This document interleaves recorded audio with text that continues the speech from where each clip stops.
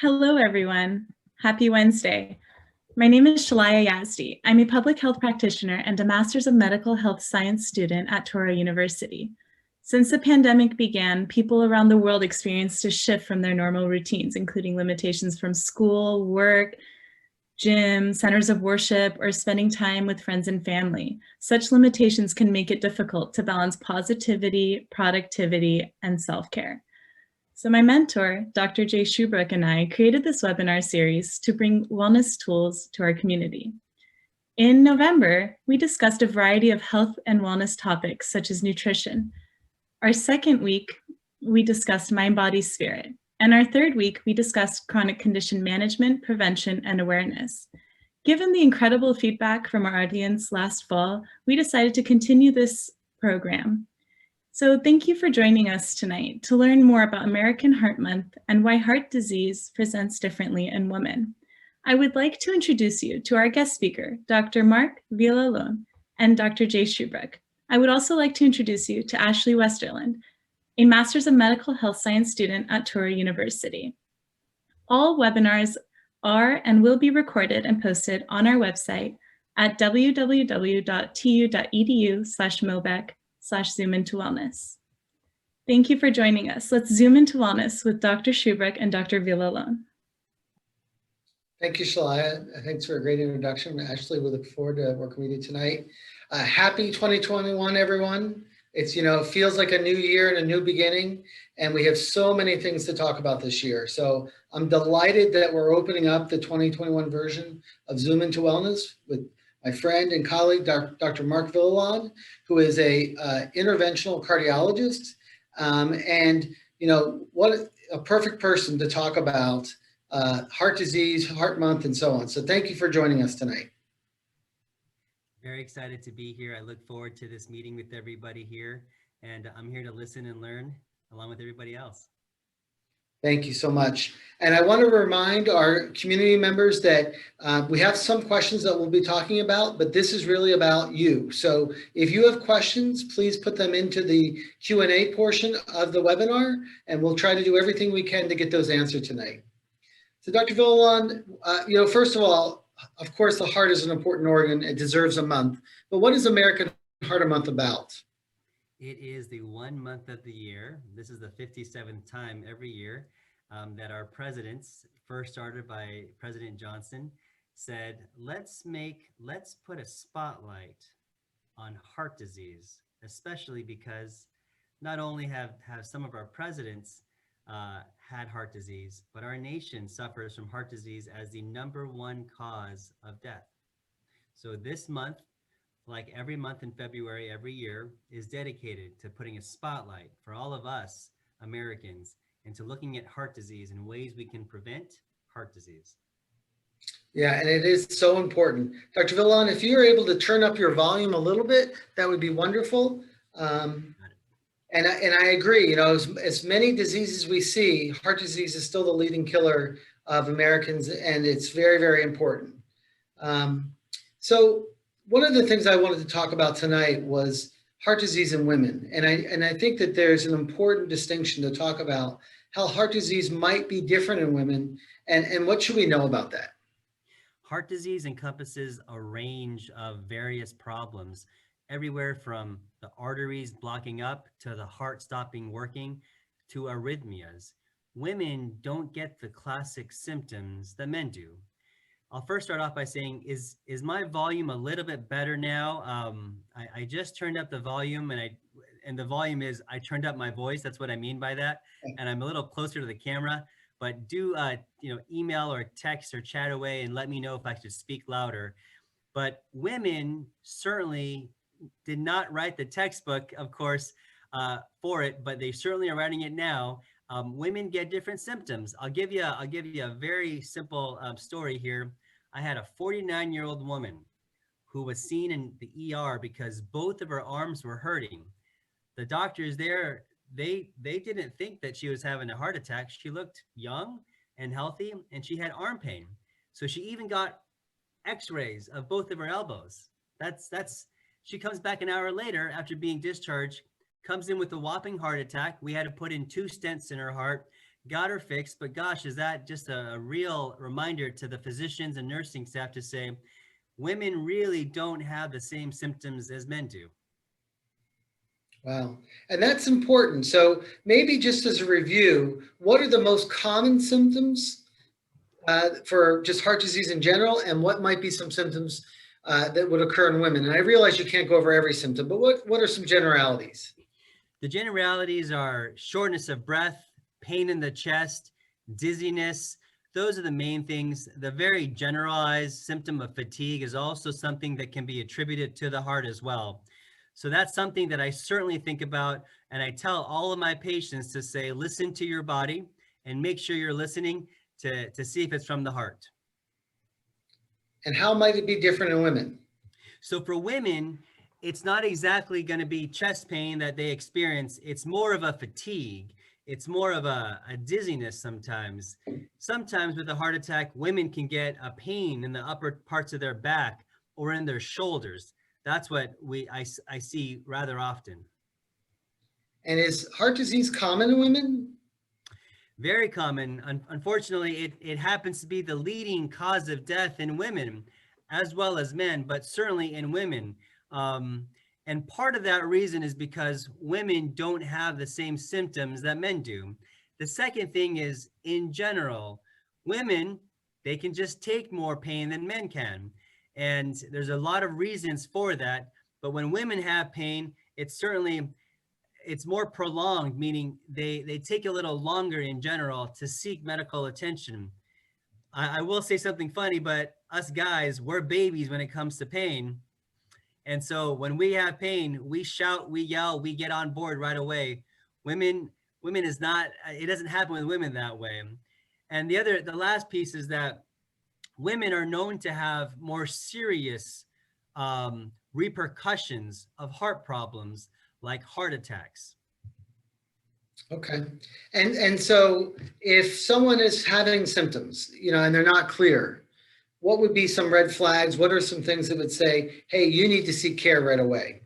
Yeah, so it's really important that you pick and choose when to call 911. You certainly don't want to be in the emergency room in this COVID pandemic time. However, that said, don't be afraid to walk into a hospital.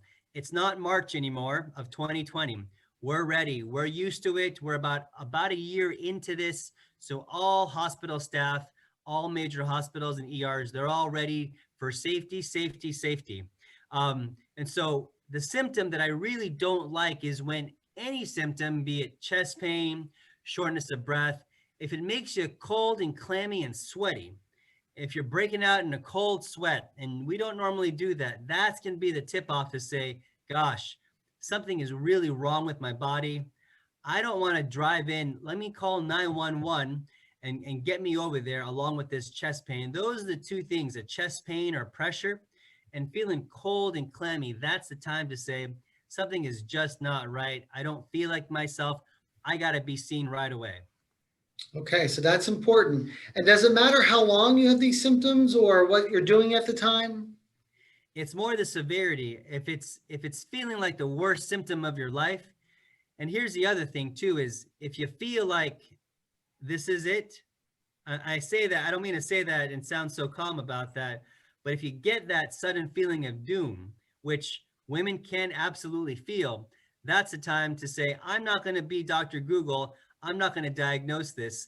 Let me get a professional to help me out, because time is of the essence in certain situations here. Wow, thank you. Ashley, do we have a question from the community? We do. So we had Nikki ask, do you see a higher prevalence in women of color, more specifically African-American women, or is there a certain age group? I would say women of color, I certainly do see it more. Women of color, any woman over the age of 40 with certain symptoms, I do get more nervous about. Here's the reason why. Our medical literature is not very attuned to characterizing the symptoms of women over the age of 40 who are of color. And so women of color won't exactly have a typical pressure on the chest when they're having a heart attack. They'll usually have an atypical shortness of breath. They'll have feelings of symptoms in the back, or maybe in the jaw of a pressure or a pain, or sometimes a tingling down one of the arms. Those are all red flags to me. And that's when I say, don't diagnose it. Come on into the hospital. Let us take care of you and evaluate you. Are you guys able to hear me a little bit better now? I know some person was having a hard time, so I completely apologize for the technical difficulty. I think we can hear you a bit better, yes. Any other questions, Ashley, at this point? There are none so far in the chat yet. Okay.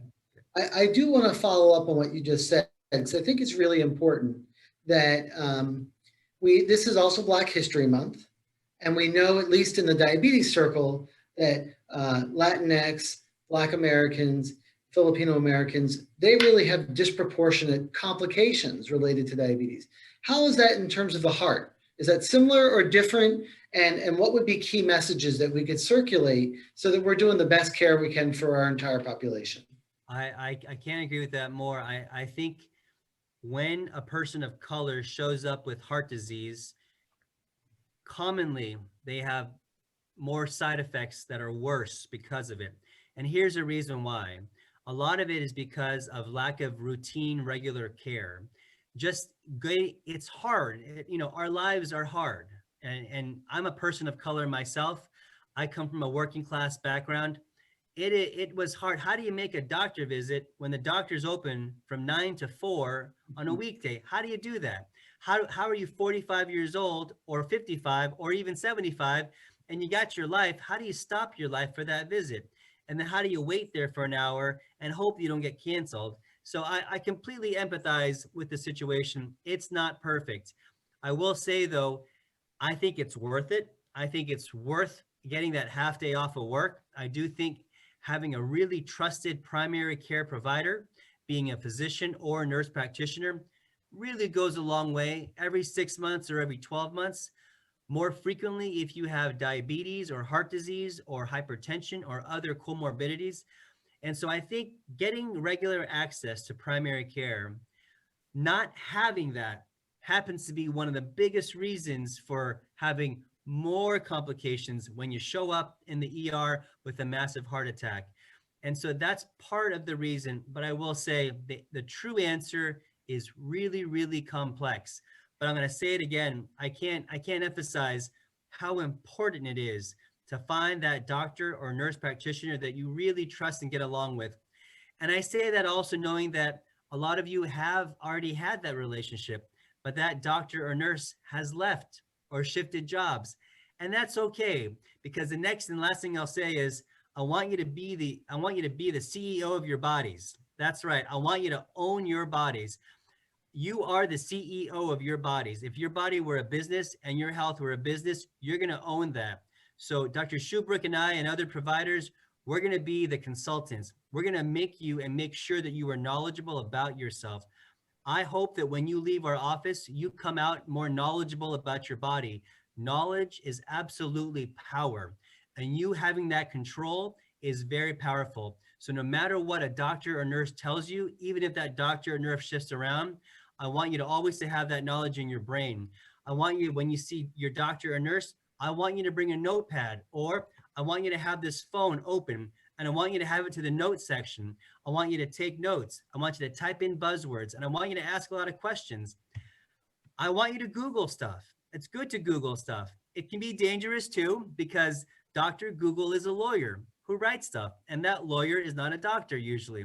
That lawyer has to write all of the 100 things that are bad about that medicine or procedure or diagnosis. But the human element, the Dr. Shubrooks of the world, the me of the world, we're going to bring you that human element, because we're doctors and nurses, but we're also husbands, we're spouses, we're sons, we're parents. And so I hope that person sitting across from you looks at you like the doctor, like the daughter or the son or the parent you are. That's a long-winded way. I'm sorry, Dr. Shubrook. No, I love that. And I think, and Ashley, I know we have another question. I think for the audience, the one thing that I would really want to anchor what you said is you should have a trusted primary point of contact with the healthcare system. And that could be a lot of different people. Sometimes it's a nurse practitioner, sometimes it's a physician, sometimes it's a pharmacist, sometimes it's a PA, but that person is often your advocate. And I want to make sure you start with that trusting relationship, because you're absolutely correct that most people with heart disease, it's largely preventable if we address the factors early on. And I think so many people have been disrespected. They don't feel like they have that trusting relationship, and that makes it hard to start the process. So thank you. And I think we have a question. Is that right? Yes, we do. So we have a question that's about if hormones such as estrogen present in women play a role in the difference of symptom presentation for heart disease versus in male presentation. That's an excellent question. I don't have a good answer for that. I don't have a good answer. I think the answer is going to be very, very complex. I don't think we as a medical community have that answer. There was a time where we thought estrogen was protective for the heart. We're not so sure about that anymore. I can't give you an estrogen or progesterone pill and tell you you're less likely to have a heart attack. But I'll tell you that the details of the complexity between men versus women in their bodies are definitely more than just the hormones. There are nerve imbalances, there are nerve difference, there's microbiomes, there's the gut and what we feed our gut.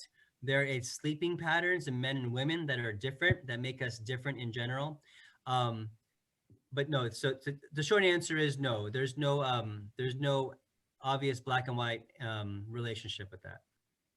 Yeah. And I know, Dr. Villalon, you talked about this when we were talking earlier. We have these two typical presentations that we think about, but the great majority of our studies were in white men for a long time. So that's what we think is normal, but really our studies were incomplete. And so our normal might be a lot more broad if we actually had better inclusion in the data that informs our decision. We're trying to get there in the studies there. The Framingham Heart Study, one of the oldest and largest and most comprehensive studies of people from Framingham, Massachusetts, was more than 60% white men in their middle ages or so.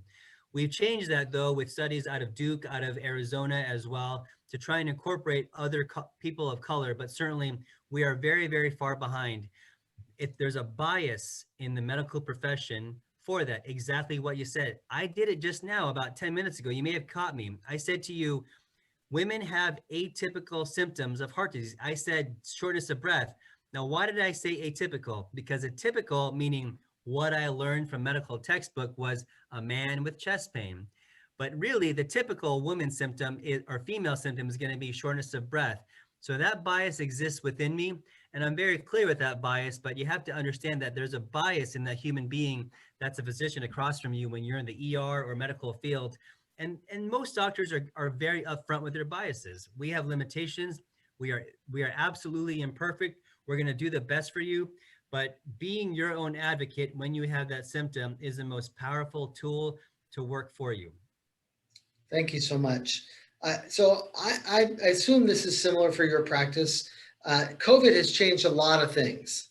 And at least in the diabetes circle, we have found that many people are not getting their routine care because they were either concerned about the safety of going in public or the safety of going to a provider. How has COVID affected heart disease in the United States and your practice? Very scary. It's been those are my two words to begin. It's very scary. And it's very scary because people are just not getting adequate medical care, either primary care prevention wise or in the moment and acute. People with heart attacks are more likely to stay home. They're staying home these days and going to the hospital. I don't blame them. I'm not passing judgment. It's a scary world in the hospital. You see the images on TV and you feel like if I go to the hospital, I'm going to walk in and people with gas masks and bunny suits will be all around me with COVID. That's not the truth anymore, for sure. That's not the truth in our hospital or most hospital systems. But I think the fear of walking in and getting COVID has really had people develop more heart pains at home. And I feel really bad. I feel really bad because we're about a year in. I'm already seeing the beginnings of the consequence. The beginnings are more episodes of congestive heart failure. Congestive heart failure is usually, for most parts, pretty simply managed if caught early on. But if we don't catch it, if that person does not come in early on, it becomes really, really hard to manage. And that's the most important thing I'm seeing these days. Yeah. So, and that's scary because again, most of what we're talking about is preventable if addressed early, or treatable if it's addressed in a timely way. So I want to kind of, as we're still inviting the community to ask questions, I have kind of a 3-part question for you. First part, if someone listening to this program could do 3 things to reduce their risk of heart disease, what are those 3 things? If I were to pick 3 things, here is number 1. Number 1 is it's a mouthful, but it's going to be know your numbers. And this is my spinoff from Be Your Own CEO. So your numbers that you always got to know in your mind, you got to know your weight. Along with the weight, you want to know your waist size, because you know if your weight's gone up over 10 pounds in 6 months, you know that's not where you want to be or so. So you got to know your weight. You got to know your size. And then you got to know your numbers. Your numbers from a doctor's office, you should have it written down once a year. And that's your blood pressure.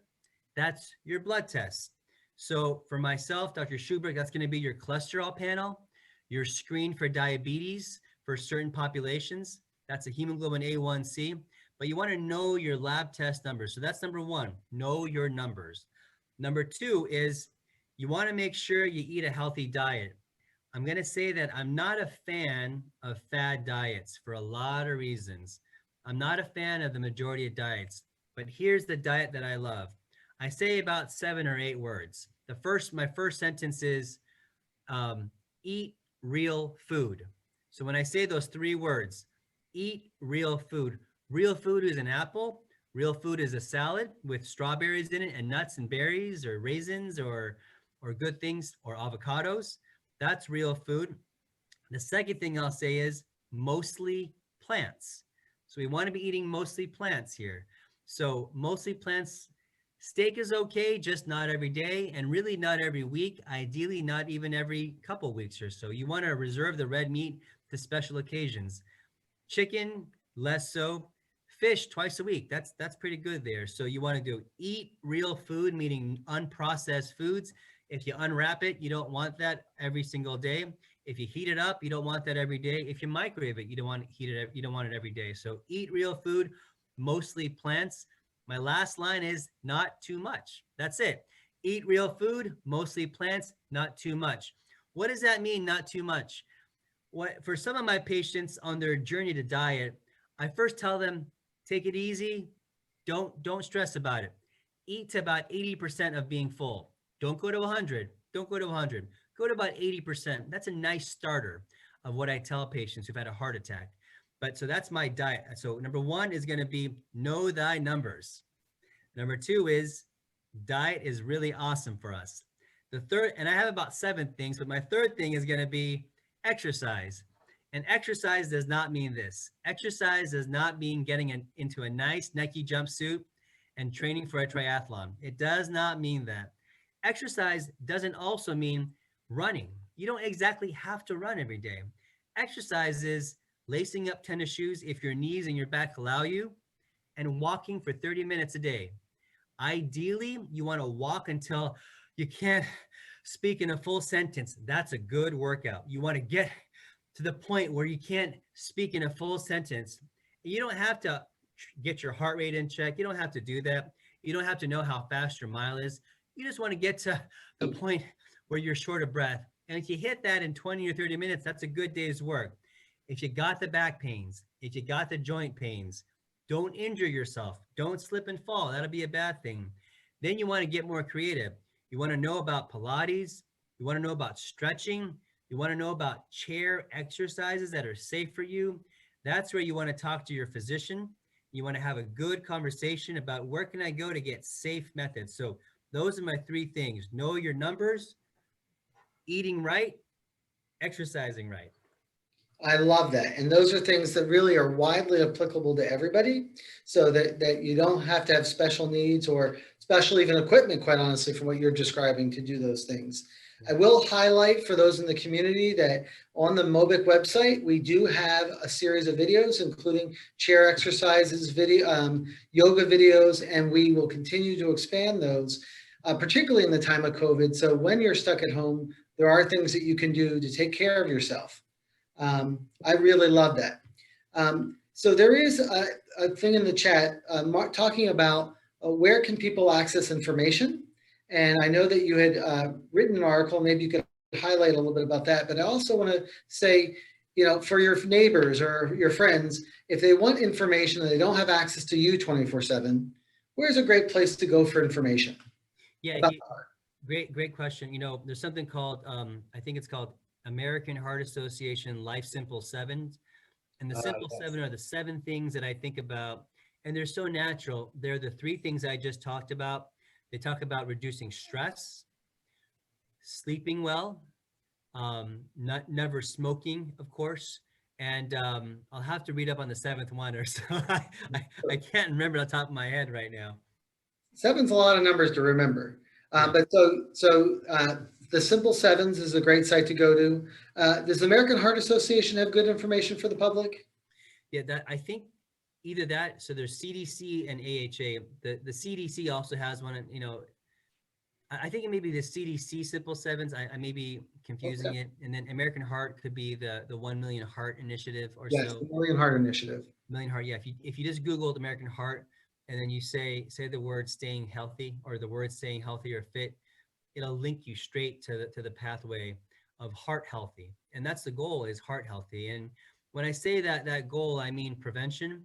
But the second thing I mean is if you already have heart disease or if you have risk factors, it is never over. You're not limited to a life of misery. You're not going to be expected to have a heart attack again. You can still change the outcomes. The power is absolutely in your fingertips and in your actions. And it all starts with the knowledge. It all starts with the knowledge, and it grows through that partnership with your provider. I love that. I want to make that even more concrete. So you gave me 3 really powerful things that people could do to prevent heart disease. I'm going to say this with my own filter. I feel like the medical system, including cardiologists like yourself, have gotten so good at treating heart disease that in some respects, having a heart attack has become commonplace and laissez-faire. So I really worry about people who have had heart disease that are not really maximize their ability to live longer and prevent future heart disease. So what might be 3 things that someone who has heart disease can do to improve their health overall and not have further progression? Yeah, I would say those actually happen to be my 3 top things is, you know, knowing your numbers. Your numbers, though, are a little different. You're going to be really a hawk about those numbers, and having them in your cell phone, having that access. You want to have your data in your cell phone because you want to be able to rattle it off right away to a new physician if you were ever in the hospital, but you want that data right away. But no, exercise and diet still, they still have a very special place for prevention of recurrence. And so after you've had a heart attack, after you've had a stroke, the number is roughly 5 in 100 chance. Now, I said that number really quickly, but in reality, it is a statistic and it is highly imperfect. There's a broad range, but the number of having another heart attack or another stroke is not 0. It's not 100% though. It's just not 0. And what I'm going to say next is scary. That number is not 0. And so that's not a fun thing to hear. So you want to get that number as close to 0 as you can by doing those things we talked about. Okay, that's real important. So as I think about this, and again, I always try to think what we want to do things to act early. Let's say I'm at home tonight and I start to develop chest pain that scares me, and I get that feeling of this might be it. I think you described that. What are my initial actions I should take?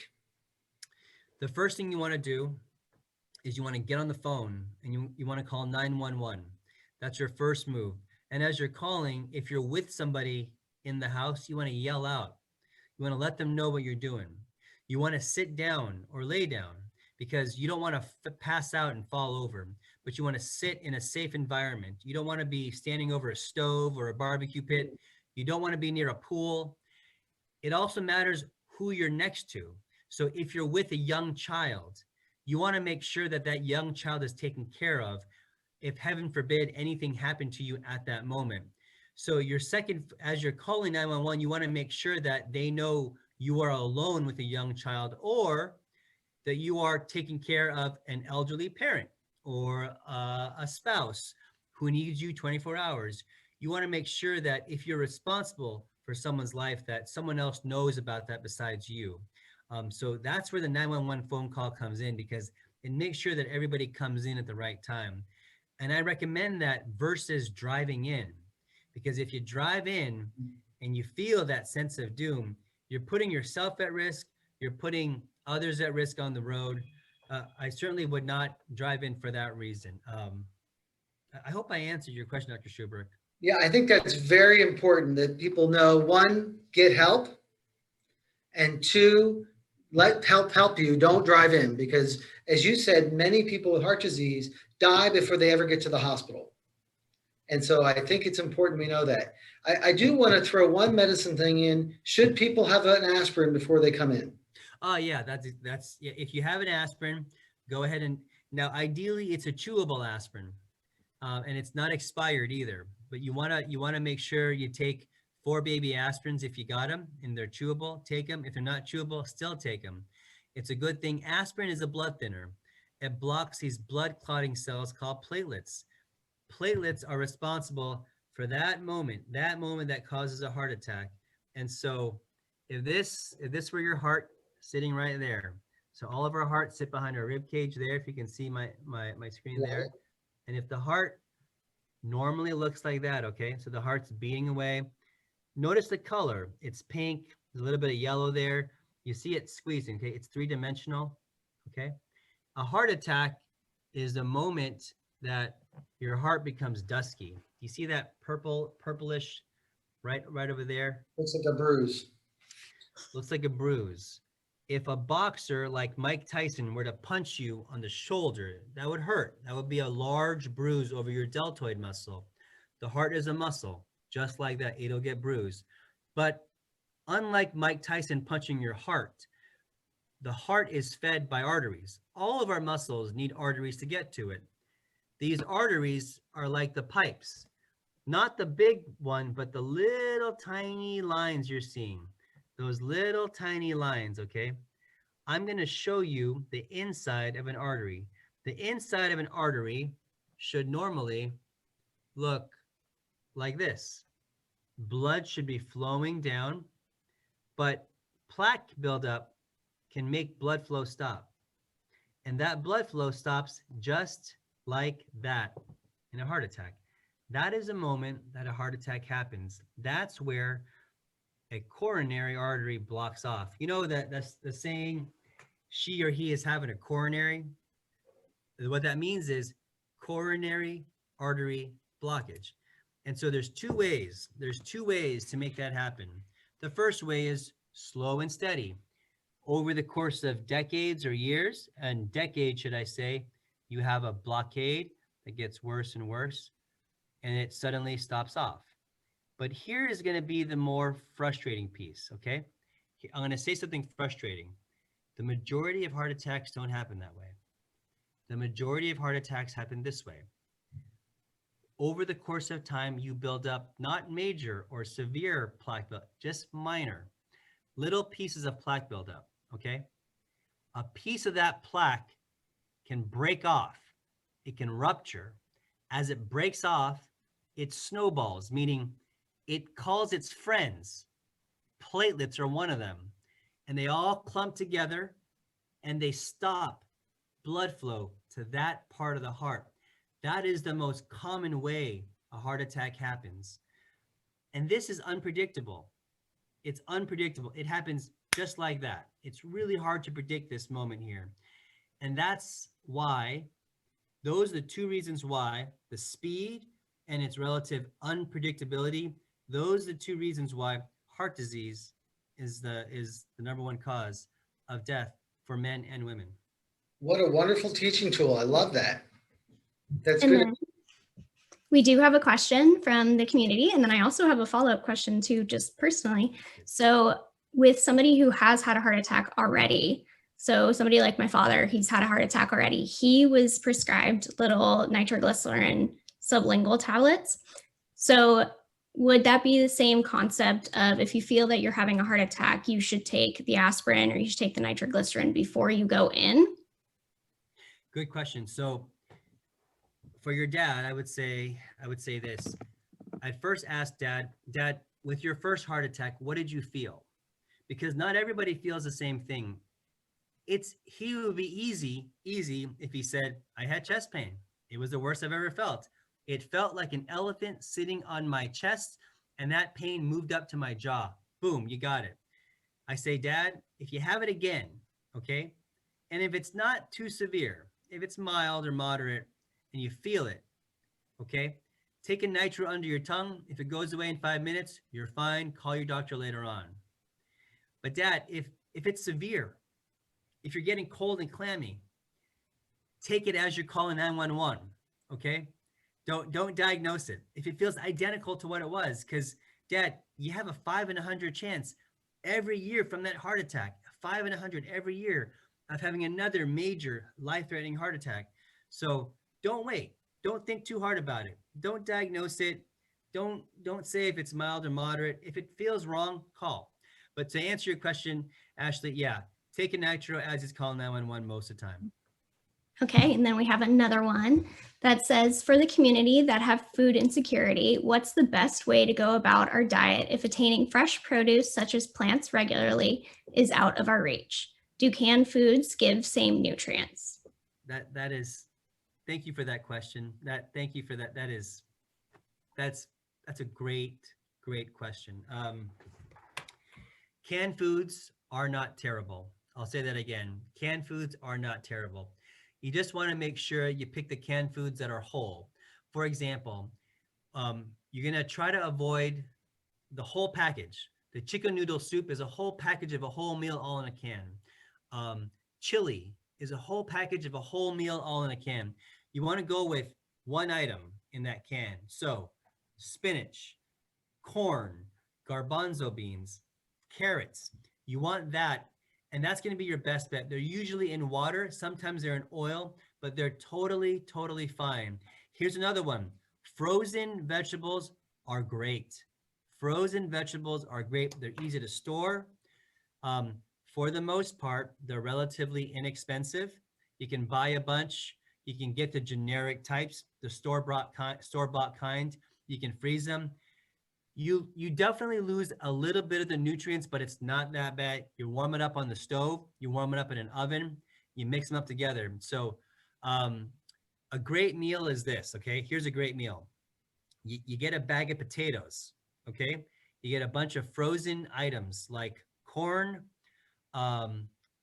string beans, that's frozen, broccoli, frozen. You get an oven. If you have access to an oven, you get an oven. You put it on the oven. You don't add salt, okay? You want to get Mrs. Dash or a food seasoning substitute without salt. You sprinkle it on. I like to have a little spice there, so you can put a very small amount of red pepper flakes. It just adds a kick. It's nice. 45 minutes in the oven, 300 to 450 or so anywhere to taste. There you go. If you have olive oil, extra virgin olive oil, drizzle it over it. There you go. 30 to 45 minutes and you have a great meal right there. If you're craving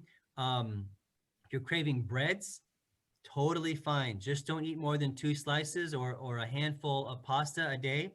But when you choose a bread, you want to choose a bread with the most ingredients. What do I mean by that? You want the most grains. You want it the least processed. You don't want white bread. You don't want white bread. You really don't want most of the wheat breads. You don't want them unless they say WWF, whole wheat fiber, or whole wheat flour, should I say, whole wheat flour, WWF. I know those 3 letters because I grew up watching the WWF, which is wrestling. So for me, it's easy to say those 3 letters, but not for everybody else. But I look for whole wheat flour. And if it doesn't say that, I look for the word multi-grain. I want 21 grains in there. If I can get away with the cost, but you're right, the breads are really expensive. So day-old bread, 3-day-old bread, that's okay too. I definitely go to that aisle. We penny pinch as well to teach our kids the value of what we buy and purchase and we consume. We are thoughtful consumers too, but we certainly look at the day-old aisle for the bread or so. But that was a long-winded way of saying I'm with you. I love the question, and there are definitely ways to do that. Oatmeal, another miracle. Oatmeal, not the oatmeal that you shake and you twist off and you pour, because that oatmeal has to be stored. It's packaged. It has a lot of sodium. So you want the oatmeal, the large one. It doesn't have to be Quaker Oats. It can be any brand. Store-bought brand is fine too. Store-made brand, but you want the big oat package, the ones that comes out and you got to add boiling water to it. Great breakfast. I like walnuts, cinnamon on it, and some raisins or grapes, or blueberries. We like a handful of blueberries a day. We like that because a handful has been shown in one study to lower our blood pressure. Really cool study here. But that's a good breakfast for me. I will say this, I talk a big game, but I am far from perfect. We have 4 kids, and on Saturday nights, our kids want pizza. I give in. I have bad days. I have cheat days. I can't do it 7 days a week. I can't. I love ice cream. I can't do it. Maybe I'll go a month or so, but I'll get a cookie on a Saturday night. So don't do it with guilt. Don't make yourself, we have a lot of reasons to feel guilty in this world. Our health should not be one of them. You should not, and don't make me let you feel guilty. Don't let any of us doctors make you feel guilty, okay? Don't do that. Don't let us do that to you. It's okay to be imperfect. You want to be about 80% perfect, and that's okay, 80%. So 4 out of 5 days a week out of the business days, or maybe 5 or 6 days out of the week, but allow yourself to indulge. And then we do have another question we have. So what advice do you have for patients diagnosed with diabetes and hypertension? Are they at higher risk for heart disease and MI? Great. Absolutely. Absolutely at higher risk. I would say there are about 5 major buckets of risk, maybe more, but there are about 5 major buckets of people at risk. And so having diabetes is in one of those buckets. Having high blood pressure is in one of those buckets. Here is where the partnership with your primary care provider, so key. And there are a lot of primary care providers out there. Do not be shy. If you don't connect with yours, move on. Just move on. Remember, I'm not saying you should be rude, but you certainly should not be rolled over, and you should not be polite about it. This is your body. I want you to own it. So you want to own your numbers for diabetes. You want to own that number. If you're not getting results, you want to question, why am I on this therapy? What is it doing for me? And what are the side effects? And why isn't it working? Do you know, what is your experience with this? You also want to know my experience, because I want you to know I want to be very honest with you. I will tell you when I'm out of my league. I will. And not just me, all of us will. All the doctors and nurses, we're all going to, you just got to ask us. It's hard for us to say when we're imperfect, but we will tell you, and we should tell you, but ask us when we're out of our league. If we're not getting your results you need, your blood pressure, ideally 120/80. Now, I'm very loose on that, because if you're 90 years old, if I get your blood pressure too low, that's not a good thing either. But if you're 55 years old, I want that close to perfect. I want that. And I'm going to do it with diet and exercise first. Your cholesterol's off. I'm going to hit you hard with diet and exercise first before I even introduce a medication to you. And if you meet me and I see you're on 3 blood pressure pills, I'm going to say, gosh, first of all, why are you on that many? Second of all, how do we work together to get this down, to get you on 2 medicines or 1 medicine? And then I'm going to call or communicate with your primary care provider. We're going to say, This is too much. 55 years old. There's a burden to taking these pills. There's a psychological burden, there's a financial burden, and there's a I don't like to take medicines burden.